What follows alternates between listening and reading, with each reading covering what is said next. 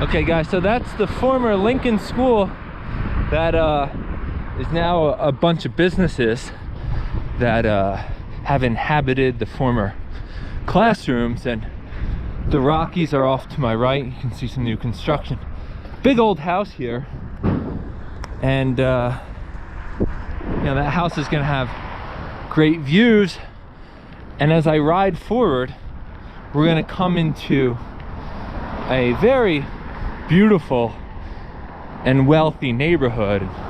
It's interesting, as I say that, it says Summit Wealth Group right here, so the signs of the businesses reflect the financial status of the neighborhood, and that kind of wealth begins essentially right after the light here, although I'm sure all these homes, despite not being that large, still probably pretty expensive to wildly expensive.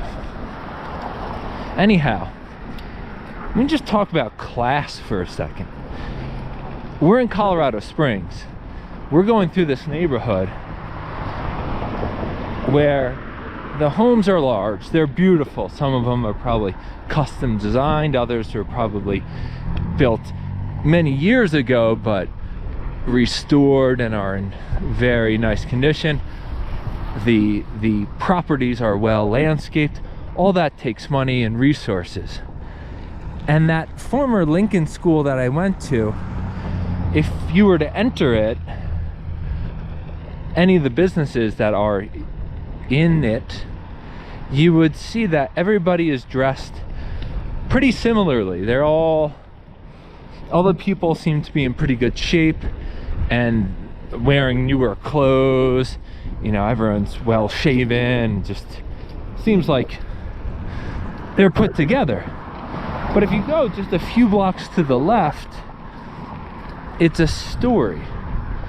This is a boulevard. This is beautiful, and wealthy towns have nicer facilities in general, better resources, and lovely streets like this, whereas poorer neighborhoods would have less trees, more concrete, and it would just feel more raw and rugged and less visually stimulating and more abrasive. Whereas here you get to see, like, well, homes like that, but the change in the seasons, the leaves changing colors, and you feel connected to nature and connected to that change of the season, and like you just feel more human, as opposed to the very kind of rugged concrete environment that's just a few blocks over. And so that difference in wealth also creates difference in behaviors too. If you were to go to that Lincoln School and go to that coffee shop, I think what you'd notice is that it's calm and everyone has a unspoken agreement of etiquette and decorum of how they're gonna behave in that environment. And if someone were to come into that environment and be loud or be a bit abrasive or I guess really aggressive, the whole place would take notice, and there would be a lot of eye rolling and a lot of very subtle indications that these people don't appreciate that type of behavior.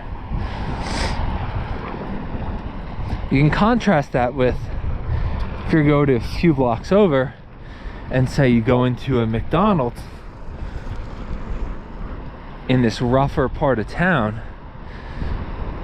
There'd be many people who would be acting loud.